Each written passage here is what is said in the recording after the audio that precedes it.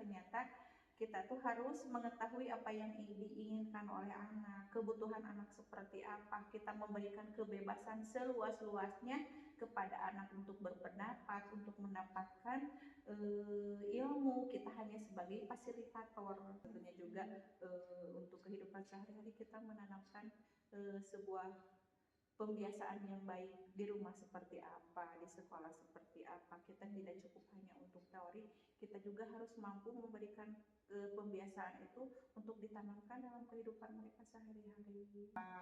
Kita sebagai pembelajaran nih kemarin-kemarin ini seperti ini, penanganannya seperti apa, kita tanamkan di kelas yang selanjutnya seperti apa. Anak seperti ini tidak bisa disamaratakan kan, karakter dan fisiknya, kemampuan juga berbeda-beda, otomatis pembelajarannya pun tidak bisa disamaratakan juga sesuai dengan bakat dan minat anak. Dengan tujuan apa yang ingin Ibu? Tetap tujuan pokok utamanya dari segi ibu panduannya materi dulu, masuk metode pembelajarannya pun berbeda-beda. Langkah-langkah pelaksanaan praktik pembelajaran, perencanaan nih sehari sebelumnya, apapun itu yang sudah kita rencanakan, kita kasih arahan terhadap anak dan mereka mengikutinya dengan baik. Benar-benar perencanaannya sangat matang sekali. Mengenai praktik baik tersebut yang diterapkan Ibu saat pembelajaran, dampaknya itu apa bagi Ibu sendiri dan bagi siswa? Bagi ibu sih kepuasan tersendiri, alhamdulillah, ketika menanamkan kayak ya contohnya apapun itu yang sebelum kita lakukan, kita kan selalu berdoa. Anak pun bukan hanya di sekolah, ketika nanti di rumah pun harus selalu berdoa sebelum dan sesudah. Terus ketika kita melaksanakan pembelajaran, mereka mentaati peraturan guru, oke di sekolah, tapi ketika di rumah pun mereka harus mentaati apa yang ada aturan di rumah. Contohnya ya harus mentaati kedua orang tuanya. Begitu dengan pembiasaan-pembiasaan baik di sekolah, apalagi yang sekarang sedang dijalankannya, terutama pembiasaan senam, pembiasaan yang membentuk karakter keagamaan. Kita melaksanakan sholat duha bukan hanya di sekolah, semoga saja di rumah pun bisa ditanamkan dengan baik, bisa dilaksanakan oleh mereka. Jadi tidak hanya melaksanakan di sekolah, tetapi mereka pun bisa melaksanakannya di rumah. Pembiasaan juga?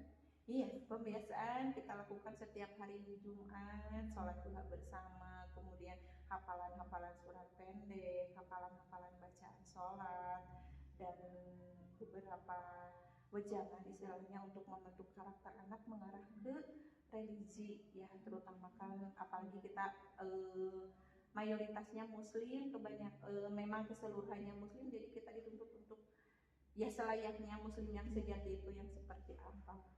Nah Ibu, mengenai observasi ya dari kemarin itu ada kegiatan anak nih, tadi itu olahraga kemarin iya. Pentas seni. Nah, iya, selain tadi ya kembali ke menggali bakat dan minat anak, terutama kemarin kita lakukan di jeda setelah ulangan, kita gali bakat dan minat anak, tidak hanya untuk belajar saja, mereka dari segi apa nih yang perlu ditonjolkan, segi apa nih mereka yang disenangi. Nah, kita mencoba untuk menggalinya itu dan berusaha dikembangkannya dalam kehidupan sehari-hari, dipraktikkan dalam pembiasaan, dan akhirnya secara tidak langsung tertanam jiwa seni mereka, jiwa bakat minat mereka, dan mudah-mudahan itu menjadi hal yang positif bagi kehidupan mereka di selanjutnya. Harapan dan kesan untuk siswa mungkin?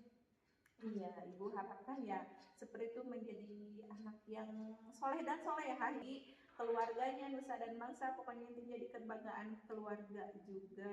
Mereka jadi dibekali kehidupan yang sesungguhnya nanti itu seperti apa, yang penting didasari keimanan dan ketakwaan dengan cara berbuat baik, yang insya Allah nanti suatu kebaikan itu akan kembali lagi ke mereka. Ya Allah kabulkan ya Bu ya. Dari jeripaya Ibu, keringat Ibu selama mengabdi, ternyata jadi guru itu pilihan sekali dari Allah ya Bu ya. Harus datang dari nurani. Kesabaran Ibu dan ya banyak sekali ilmu-ilmu yang saya dapatkan dari Ibu.